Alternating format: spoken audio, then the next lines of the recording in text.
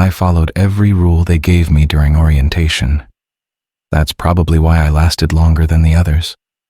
Before they handed me the building keys, Martin made me sign 3 separate maintenance forms for the music department basement. That didn't make sense at the time, because according to the official campus maps, the basement didn't exist anymore. The weird part was that every overnight maintenance report still included it. Boise Community College sits on the edge of downtown, where the newer buildings stop and the older brick campus begins. During the day, it looks normal enough. Nursing students smoking beside concrete benches, music majors carrying instrument cases through slush in winter, half-broken vending machines glowing beside bulletin boards covered in faded jazz recital flyers. At night, though, the place felt abandoned. Not empty. Abandoned. There's a difference. I worked janitorial maintenance there for 11 months on the overnight crew, midnight to 7, mostly solo routes, empty lecture halls, waxing tile floors, cleaning bathrooms nobody used after 9 p.m.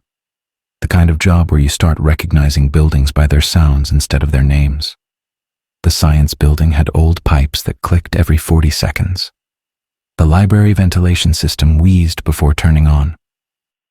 The student union refrigerators made a low electrical hum that sounded almost human if you were tired enough. And the music building sounded alive. That was the problem. I first noticed it my 3rd night there. I was refilling paper towel dispensers in the arts hallway around 1:15 a.m. when I heard distant violin tuning. Not music, just the ugly, uneven sound of people warming up instruments. A string section finding pitch. At first, I assumed someone was rehearsing late. Final season did that sometimes. Music students practically lived in the practice rooms. But when I checked the hallway schedule board, every room had been locked since 10. I remember standing there listening. The fluorescent lights above me buzzed softly. The hallway smelled like dust and old carpet glue. And somewhere underneath the floor, an orchestra was warming up. Not loudly. Muted. Like it was happening underwater. I mentioned it to Martin later. Martin was the senior custodian on night rotation, mid-50s, quiet guy, smelled faintly like peppermint and bleach all the time.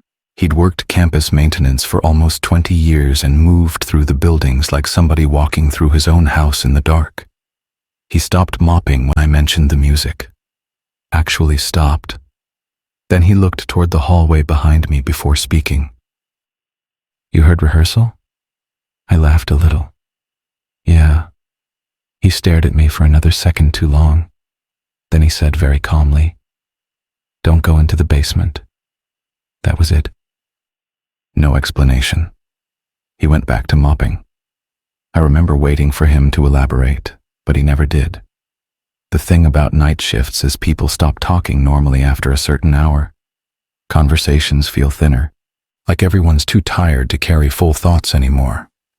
So I just nodded and let it go. But after that, I started noticing things. The music building was older than the rest of campus. Built sometime in the 70s. Brick exterior. Narrow windows. Long hallways with acoustic paneling yellowed from age. Every room smelled faintly like brass polish and paper. The basement technically didn't exist on campus maps anymore.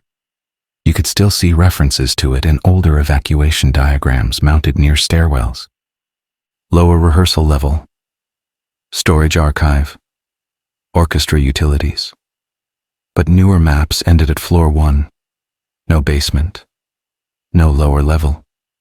Just stairs leading to a locked steel door beside the freight elevator. The first time I saw it up close, the handle had 3 separate chains looped around it. Not 1. 3. And bolted above the door was an old faded maintenance plaque that read, "Lower Recital Hall, sealed after incident, February 1998. That should have been enough for me. But people always want to understand things they hear at night, especially if they hear them repeatedly. Every shift after that, the music started around the same time.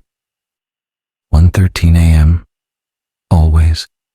Not exactly rehearsal, closer to fragments, trumpets warming scales, a piano stopping mid-measure, the low murmur of an audience settling into seats. Sometimes coughing, sometimes applause. The applause was the worst part, because it never sounded recorded. It sounded polite, controlled, like an audience at a formal concert. I started timing it without meaning to. The hallway lights outside room 104 would flicker once around 1:20. Then the applause would begin beneath the floor, soft at first, then spreading outward through the pipes and walls. The building carried sound strangely. You'd hear a cello note from one end of the corridor and lose it completely 2 feet later. Some nights I convinced myself it was plumbing noise, or nearby traffic echoing wrong. But then little details stopped making sense. One night I cleaned the choir room and found fresh condensation on the conductor's podium. Another night, several music stands in storage B had been rearranged into perfect semicircles. Then came the first real thing I couldn't explain. I was changing trash liners near the faculty offices when I noticed a maintenance clipboard sitting on the counter. Old paper, yellowed edges, water damage. At first I assumed it had been left in storage somewhere. Then I looked closer. Employee attendance, night maintenance rotation. The dates were current. That was impossible. The sheet listed 6 janitors clocked into the music building overnight. Martin's name was there. Mine too. But so were names I recognized from missing employee reports. Eric, Dana Ruiz, Leon Vickers. All people who'd either quit suddenly or disappeared from campus records entirely. And beside every name, the same status had been handwritten in red ink. Present for performance. I remember staring at the page for maybe 20 seconds before the hallway lights flickered overhead. Then, directly beneath my feet, applause erupted. Violent, sudden, close enough to shake dust from the ceiling tiles. I dropped the clipboard immediately, and underneath the applause, I heard chairs unfolding. Hundreds of them. That was the first night I genuinely considered quitting. But I didn't. Because once something impossible enters your routine slowly enough, your brain starts treating it like weather. Something to work around. Something temporary. That's the dangerous part. A few nights later, I stopped at an all-night diner off Fairview around 3 a.m. before shift. Snow pushed softly against the windows. Country music played quietly from an old radio near the kitchen. 3 truckers sat silently at the counter drinking coffee. Normal. Comforting. For almost 10 minutes I felt sane again. Then the song on the radio abruptly cut out. The diner became completely silent. One of the truckers slowly looked toward the ceiling speakers. The waitress stopped wiping a glass. And somewhere underneath the floor, I heard distant applause. Very faint. The trucker beside me quietly muttered, "Not here too." Nobody responded. The radio came back on a few seconds later like nothing happened. But the waitress looked visibly relieved afterward. That was the first moment I realized the rules existed outside campus too. I asked a professor about the basement during an early morning overlap shift. He looked exhausted before I even spoke, coffee shaking slightly in his hand. When I mentioned hearing music downstairs, his expression changed immediately. Not confusion, recognition, then embarrassment, like he'd accidentally reacted too honestly. "You work nights?" he asked. "Yeah." He nodded slowly. Then he said something weird. "Don't stay in the hallways when the lights blink. Not if. When." After that, he walked away before I could ask anything else. That started bothering me more than the music itself. Because now 2 people had warned me separately. No jokes. No explanation. Just rules. Night shifts teach you how institutions hide fear. Nobody says the thing directly. They just build routines around it. A week later, I found another custodian crying in the loading dock stairwell behind the theater building. His name was Eric, younger than me, probably 23. He kept rubbing his eyes hard like he hadn't slept. I asked if he was okay. He said, "Did Martin tell you not to clap back?" I thought he was joking, but he wasn't smiling. Clap back to what? He looked toward the ceiling, toward the direction of the music building. Then he whispered, "If they applaud, don't answer." I laughed nervously because I genuinely didn't know what else to do. But Eric didn't laugh. He just stood up and left. Before disappearing down the hallway, he stopped once and quietly added, "They start recognizing your voice first." 2 weeks later, he stopped showing up to work entirely. No announcement. No replacement explanation. His employee locker stayed untouched for over a month. I know this sounds stupid now, but at the time, the thing that scared me most wasn't the basement. It was how normal everybody acted around it. Students still practiced violin during the day. Faculty still held recitals. The vending machine still hummed beside faded recital posters from 2008.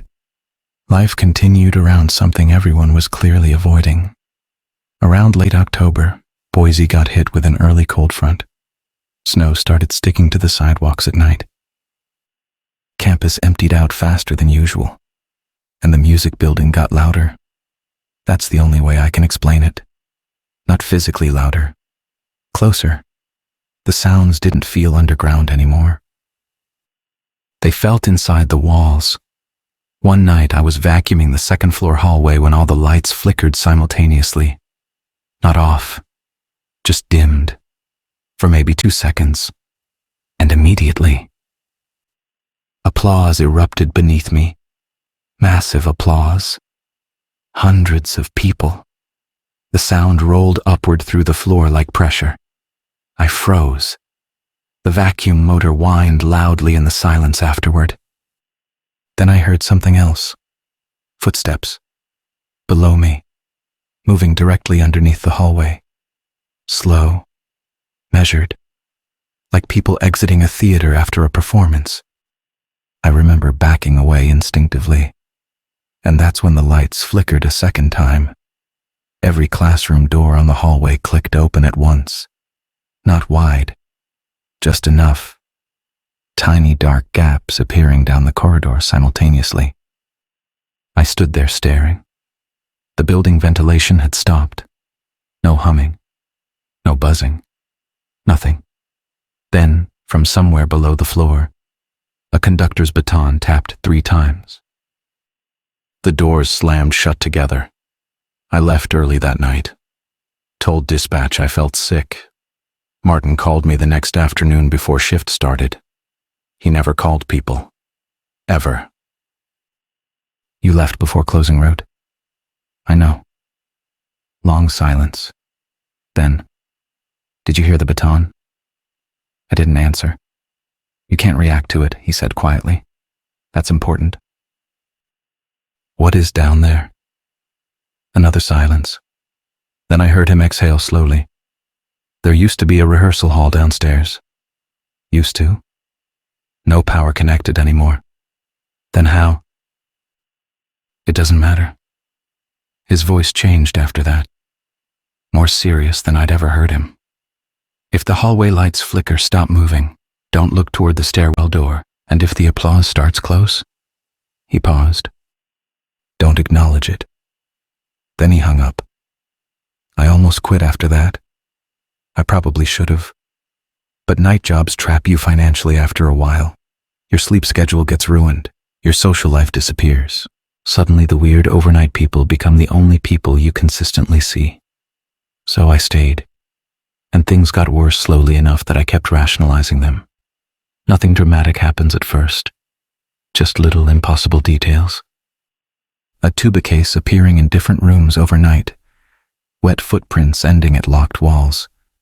piano keys depressing by themselves in practice room 6, the smell of old perfume lingering in empty corridors, and always the music, always around 1:13. Then came the second thing that changed everything. I found a stack of old cassette recordings in a locked maintenance drawer beside the recital hall. Every tape had a date handwritten on masking tape. Most were from the 90s. Recital archive. I don't know why I played one. Maybe curiosity eventually becomes self-destruction if you feed it long enough. The tape hissed loudly when it started. Then came orchestral music. Beautiful recording quality.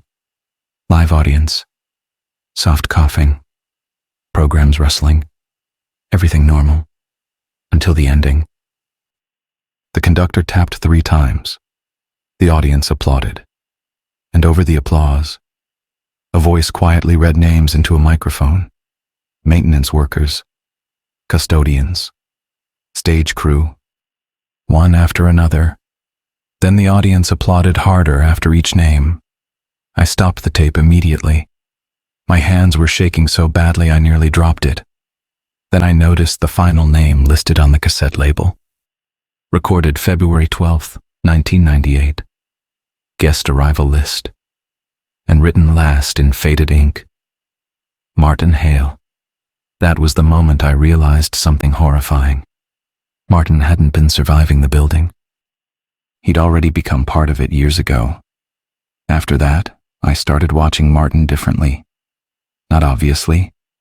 You learn pretty quickly not to let people on night shifts know you're afraid of them, especially when you still have 6 hours left in the building together. But once the idea got into my head, little things started lining up wrong. He never entered the music building before 1:13 a.m. Never. No matter what assignment dispatch gave him. If a spill happened earlier, he'd wait outside the hallway until exactly 1:13 before going in, like he was waiting for permission. And I realized something else. I'd never actually seen Martin eat. Coffee, sure. Peppermints constantly. But never food. One night around December, I found him standing motionless beside the basement stairwell, not doing anything, just listening. The hallway lights buzzed softly overhead. Snow tapped against the narrow windows beside the practice rooms. And beneath the floor, an orchestra tuned slowly in the dark. Martin didn't even look at me when he spoke. You ever notice how old buildings breathe differently at night? I didn't answer. He tilted his head slightly. The pipes expand, concrete shifts, air moves through places people forgot existed. The applause started faintly underneath us. Polite.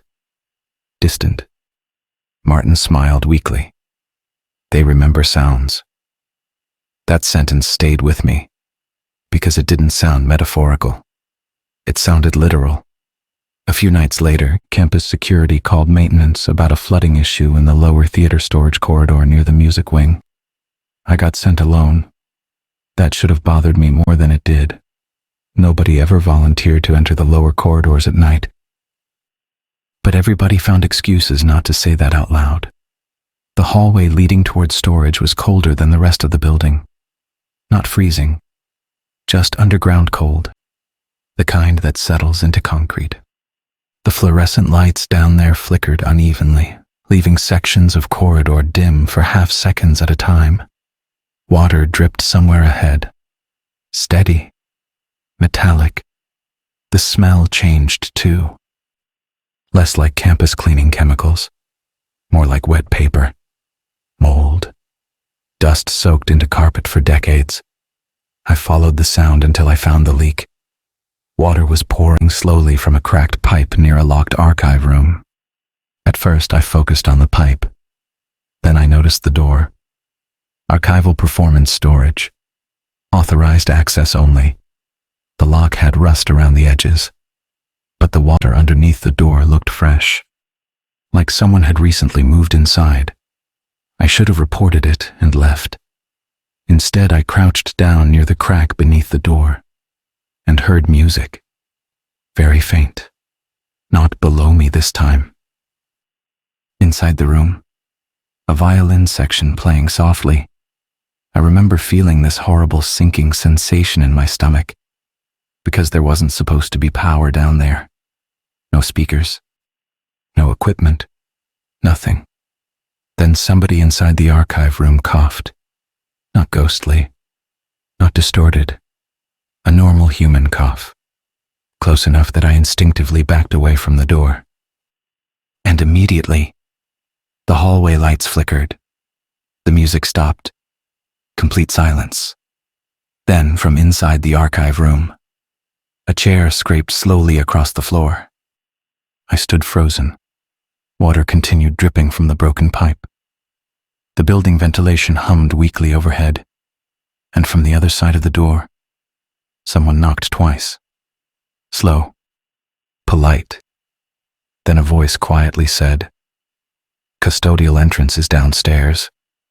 I ran. Not dramatic horror movie running. The kind where your body starts moving before your brain catches up. I nearly slipped, turning the corner into the theater hallway. And when I looked back, the archive corridor was dark. Every light had shut off simultaneously. A few seconds later, applause echoed through the walls beneath me. Closer than ever. That night I finally searched the old campus records properly. Not maintenance reports, newspaper archives, yearbooks, local Boise articles. Anything connected to February 1998. Most records barely mentioned the incident. Just vague references. Gas leak, electrical fire, campus tragedy. One article described it as a rehearsal accident during a winter performance event. No details. No casualty numbers. Nothing specific. Which made it worse. Because institutions only hide information that aggressively when the truth is uglier than rumor. Then I found a scanned newspaper clipping from a retired local journalist. Small, independent article. Poor scan quality, but readable. The headline said, "Community College Recital Ends in Mass Panic." My chest tightened immediately. The article claimed audience members fled the building mid-performance after hearing additional music coming from beneath the stage floor. Witnesses described lights dimming unexpectedly, musicians losing synchronization, applause beginning before the performance ended. Then came the line that made my stomach drop. Several maintenance workers reportedly entered the lower rehearsal level during the disturbance and were never formally accounted for afterward. Never formally accounted for. Not dead. Not missing. Accounted for. Like the campus itself had refused to finalize what happened to them. I kept reading. One witness described seeing audience members continue applauding long after the orchestra stopped playing. Another claimed people in the crowd began standing up one row at a time in perfect synchronization. Then the article ended abruptly. No continuation page. No follow-up. Just a handwritten note at the bottom from the journalist himself. I still remember it exactly. They sealed the lower hall too quickly. Whatever happened down there was still happening afterward. That was the moment the entire thing stopped feeling like a haunting and started feeling operational, like the basement wasn't haunted. It was functioning, continuing something. The next week, Martin disappeared. Not officially. He still clocked in. That's what scared me. His employee ID kept registering overnight entries into the music building. But nobody saw him arrive. Nobody saw him leave. Dispatch assumed he was working isolated maintenance routes, but I started checking the logs myself. Every night. 1:13 a.m. Music building access granted. Every single night. No exit scans afterward. Then came the worst part. One morning around 6:40, right before sunrise, I saw him. I was crossing the snowy courtyard outside the student union carrying trash bags toward the loading dock. The campus looked pale blue in early morning light. silent, frozen, and across the courtyard, Martin stood beside the music building entrance, completely motionless, snow falling lightly around him. At first I thought he was smoking. Then I realized he was facing the brick wall, not moving, not reacting, just standing there. I called his name once. No response. Then the hallway lights inside the music building flickered behind the windows, and Martin slowly turned toward me. Even from across the courtyard, something looked wrong immediately. His uniform was clean, too clean. Perfectly pressed, like it had just come out of packaging. And his expression, it looked rehearsed. Not fake exactly, practiced. Like someone recreating the idea of Martin from memory. Then he raised one hand slowly toward the building entrance, inviting me inside. The hallway lights flickered again behind him, and somewhere underneath the snow-covered campus, I heard applause, even from outside, muted through the ground. I backed away immediately. Martin kept smiling, didn't blink once, didn't move, just stood there in falling snow while the applause continued faintly beneath the earth. That was the day I decided I was quitting. Not eventually.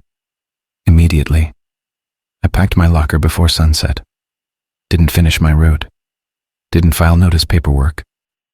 I just wanted distance between myself and that building. But while emptying my locker, I found something sitting inside that hadn't been there before. An old concert program. Yellowed paper. Folded neatly. The front read, Winter Recital Series. Lower Performance Hall. February 12th, 1998. My hands started shaking before I even opened it. Inside was a list of performers, conductors, guest musicians, stage crew, and beneath all of it, a section titled, Special Acknowledgements. I recognized almost every name immediately.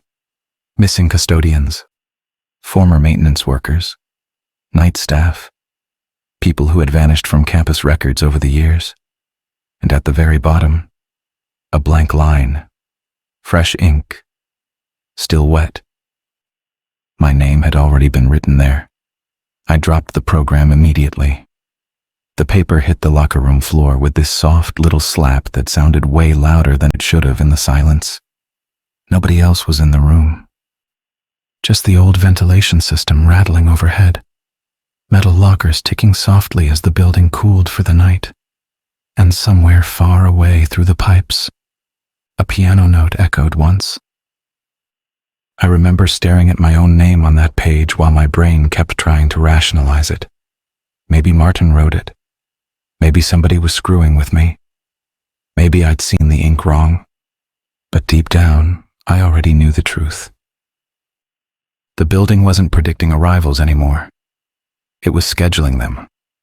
I shoved the concert program into my backpack, emptied the rest of my locker in under 30 seconds, and left campus before my shift officially started. I didn't even stop by dispatch. That mattered later. Because technically, according to the campus records, I never quit. For the first week afterward, I barely slept. Every sound inside my apartment felt loaded.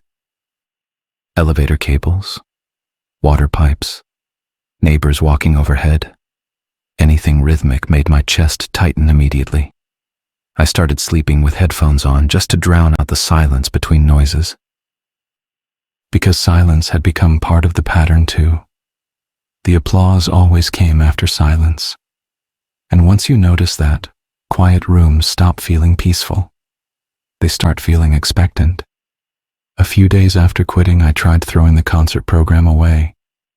I drove to a gas station dumpster outside town around 2 a.m. and buried it under fast food bags and broken cardboard boxes.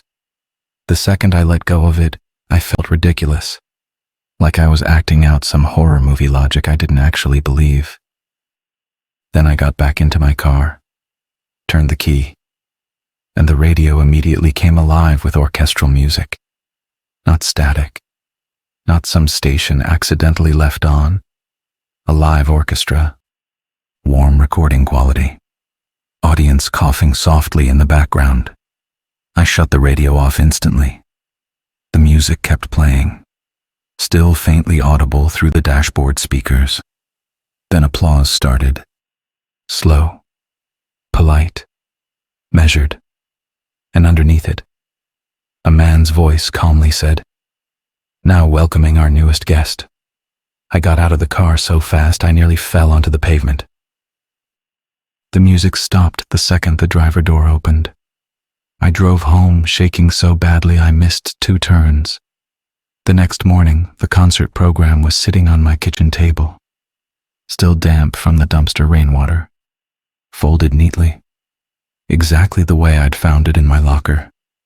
That was the moment I realized distance didn't matter anymore. The thing underneath the music building wasn't confined to the campus.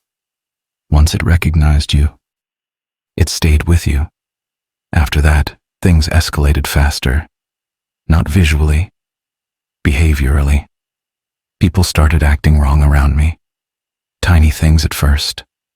A cashier at a grocery store smiling too long after hearing overhead music.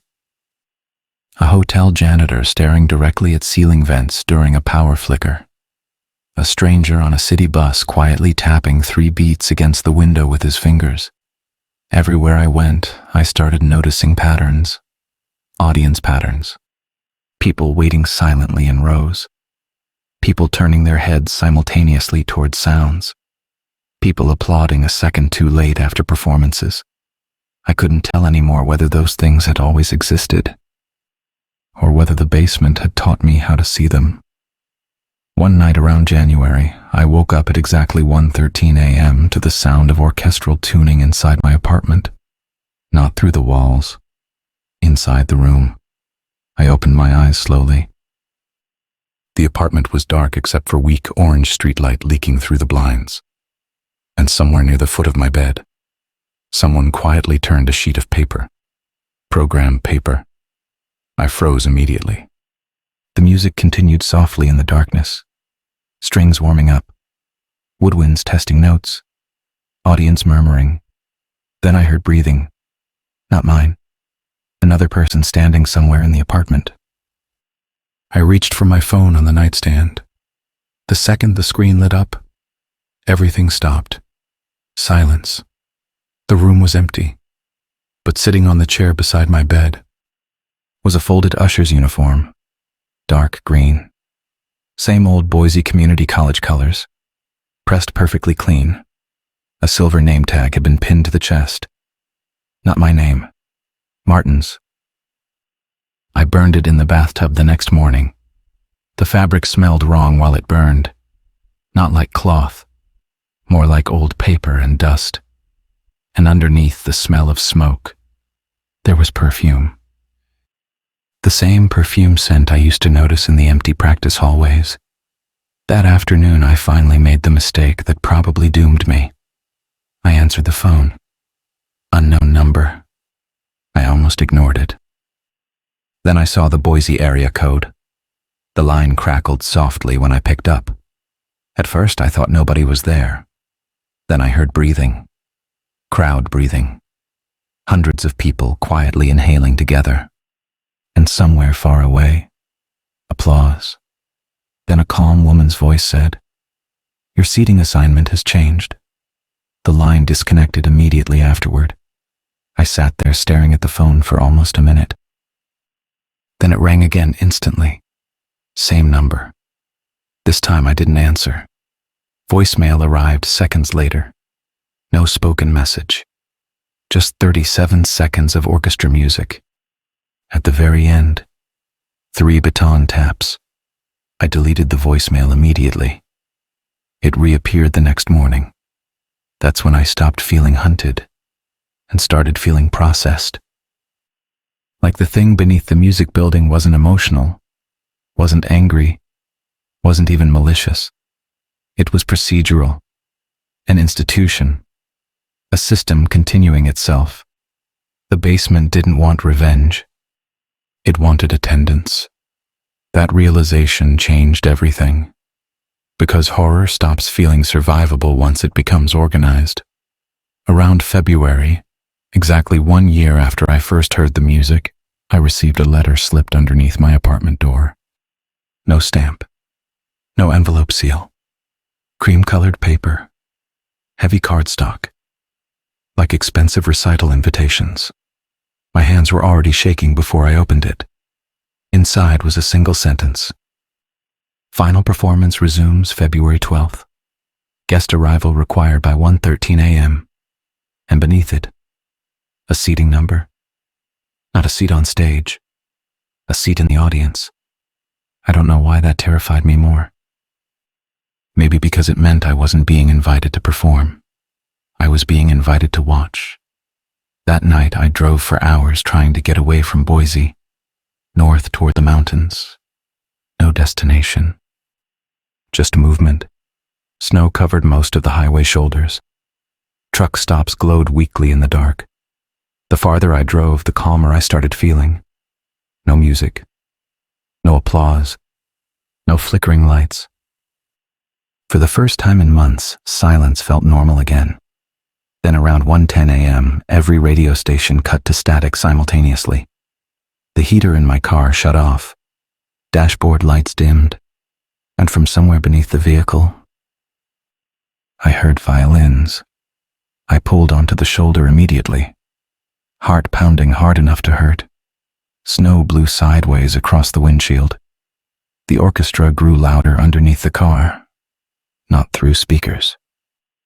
Through the frame itself, like the metal was resonating with it. Then applause erupted somewhere below the road. Massive, echoing upward through the earth, and out in the darkness beyond the headlights. People began appearing beside the highway. Audience members, standing silently in the snow, rows of them. Formal black clothing, programs folded in their hands, faces too dark to make out clearly. All facing my car, waiting. The applause continued underneath the road. Then every figure beside the highway slowly raised one arm together and pointed back toward Boise. I drove. I don't even remember turning the car around. I just remember driving south while the orchestra continued faintly beneath the highway for nearly an hour, like the road itself had become part of the building. When I finally reached the city outskirts again, the music stopped instantly. The relief almost made me cry. Then I noticed the dashboard clock. 1:13 a.m. The drive back to Boise had never happened. That was the moment I understood something truly horrible. The performance wasn't waiting for me to arrive. It had already started the night I first heard the orchestra, and everything afterward had just been seating arrangements. Around midnight on February 12th, I parked across from campus one last time. Snow drifted softly across the empty sidewalks. The music building sat dark against the winter sky. No lights. No movement. But underneath the frozen ground, I could hear the orchestra warming up. Slowly. Patiently. Like it had all the time in the world. I stayed in the car for almost 20 minutes, watching snow gather against the windshield, listening to the faint hum of the heater. Trying to remember what normal fear felt like before all this. Then, at exactly 1:13 a.m., every light inside the music building turned on simultaneously, and applause erupted beneath the earth, not distant anymore. Close, welcoming. I stepped out of the car before I consciously decided to. The campus was silent except for the orchestra below. No wind, no traffic, nothing. Even the snow seemed quieter. The maintenance entrance beside the loading dock stood open when I reached it. Warm air drifted out carrying dust, perfume, old carpet, and the faint smell of polished wood. Occupied air. The kind from crowded theaters. Inside, dim amber lights glowed along the hallways. Every classroom door stood slightly open. Rows of chairs had been arranged inside each room facing outward into the corridor. And seated inside them, were people, silent, motionless, watching. Some wore old campus uniforms. Some wore formal black recital clothing from different decades. Others still wore janitor uniforms. I recognized Eric immediately. Third row inside room 104, sitting perfectly still, hands folded neatly in his lap. His eyes followed me as I walked past, but he never blinked, never moved. At the end of the corridor, the basement stairwell door stood fully open. No chains, no locks. Warm golden light spilled upward from below. And for the first time since all this began, the applause stopped completely the moment I reached the stairs, like the audience had gone silent for my arrival. I stood there listening. Deep below the campus, the orchestra tuned softly in the dark. Then Martin's voice drifted upward, calm, patient. We were wondering when you'd finally stop resisting. I should have run, but something inside me had already crossed a line weeks earlier. Maybe months. I started descending the staircase slowly, one step at a time. The concrete walls gradually changed into red wallpaper and polished wood paneling. Old recital posters lined the stairwell. Photographs too. Campus concerts, audience shots, maintenance crews. And in every photograph, there were always extra people, blurred figures sitting in seats that should have been empty. Half-visible faces watching from balconies. People the camera hadn't fully captured. Halfway down the stairs, I heard something that nearly stopped my heart. Footsteps above me. I looked back upward instinctively.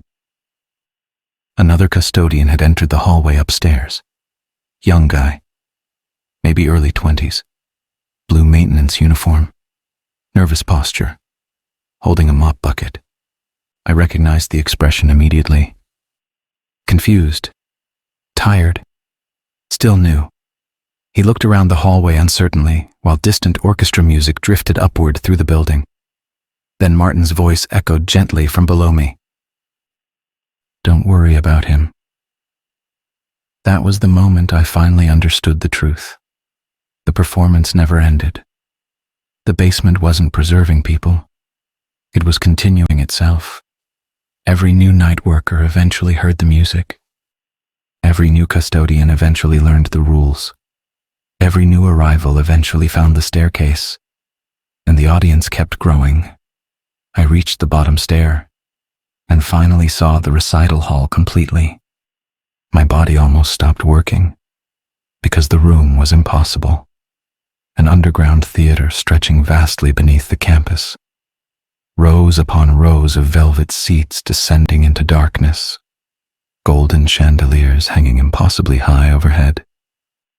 Dust drifting through warm amber light, and every single seat occupied. Hundreds, maybe thousands. Audience members sitting perfectly still, watching the stage, watching me. The orchestra sat beneath the lights at center stage. Musicians dressed in formal black from different decades. Some looked pale. Some looked blurry around the edges. Some still wore maintenance uniforms beneath tuxedo jackets. And standing before them all, Martin, holding janitor keys in one hand, a conductor's baton in the other. He looked older now, not physically, historically. Like multiple years of him existed at once beneath his face. Then every audience member slowly turned toward me together. That synchronized movement nearly made me collapse, because I recognized almost all of them.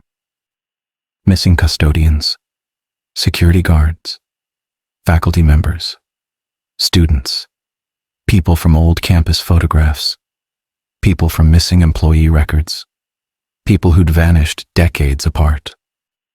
All seated calmly together, watching, waiting. Then I saw the empty seat, front row center, my seat. The applause began again, soft, polite, The same applause I'd heard through walls and pipes for an entire year. Except now I understood it completely. It wasn't applause for performances. It was applause for arrivals, for people finally reaching the hall. Martin raised the baton slightly, and the applause stopped instantly. Absolute silence filled the enormous underground room. Then Martin spoke gently into the microphone. Custodial staff often struggle with transition. Soft laughter rippled through the audience. Polite, understanding, like they'd heard the line many times before. I should have run. I know that. But after a certain point, terror changes shape. It stops feeling sharp, stops feeling urgent. It becomes exhaustion. And standing there beneath those lights, I realized how tired I was. Tired of hearing the orchestra everywhere. Tired of wondering whether buildings were listening. Tired of waiting for applause every time the lights flickered. The empty seat waited silently in the front row. And somewhere far above us, I heard the new custodian upstairs stop walking. Then came the faint sound of distant violin tuning through the ceiling. His first night. The realization hit me so hard it almost felt peaceful. The building had never wanted to kill me. It wanted me to stay long enough to understand my place in it. Martin extended the janitor keys toward me gently, not forcing them, offering them. The audience watched silently, waiting. And for the first time in over a year, the orchestra stopped completely. No tuning, no movement, nothing. The entire hall was waiting for my decision. Then somewhere above us, the hallway lights flickered, and faintly through the ceiling, I heard applause begin around the new custodian upstairs. Soft, welcoming, exactly the way it had started for me. My body moved before I consciously decided anything. I walked slowly toward the empty seat. The audience watched calmly, like they already knew. Maybe they always had. The cushion felt warm when I sat down. Used recently, Martin smiled gently, then placed the janitor keys into my hands. The orchestra immediately began playing. Beautiful, massive. The sound rolled through the underground hall like breathing. And as the music swelled around me, I finally understood what the audience really was. Not prisoners, not ghosts, witnesses. Every person there had once heard the music through walls and pipes and empty hallways. Every person there had once tried to leave, and every person there had eventually returned. Because once you hear the performance long enough, silence starts feeling wrong without it. The audience applauded softly beside me. Warm, comforting, accepting. And somewhere far above the recital hall, I heard a frightened young custodian whisper, "Hello?" The applause upstairs exploded immediately. Several audience members smiled knowingly beside me. Martin slowly raised the baton. The orchestra swelled louder. And for the first time since this all began, I applauded back. The second my hands came together, the entire recital hall changed. Not visually at first. Physically. I felt it in the floor beneath my shoes. A low vibration rolling outward through the theater like some enormous machine had finally completed a circuit. The orchestra swelled louder immediately, strings rising, brass deepening beneath them, and all around me the audience began applauding harder in perfect synchronization. Not chaotic, measured, ritualistic. The sound filled the underground hall so completely I could feel it pressing against my chest. Then the applause stopped all at once. Absolute silence. Martin lowered the baton slowly. And every audience member turned toward the ceiling together, listening. I heard it too. Footsteps upstairs. The new custodian, still moving through the hallway above us. Still confused. Still early enough to leave. For one horrible second, I almost stood back up, almost shouted, almost warned him. But then I heard the orchestra behind me shift softly into another movement, and the feeling disappeared, not emotionally, structurally, like the impulse itself had been removed from me. That scared me more than anything else had, because I realized I was already changing. The audience around me sat perfectly still beneath the warm amber light. Some looked peaceful, some exhausted, some barely visible beneath drifting dust and shadow, and slowly I began noticing something stranger. Not everyone in the audience looked old. A few wore modern campus hoodies, wireless earbuds, recent employee badges. One man near the aisle still had a glowing smartwatch on his wrist.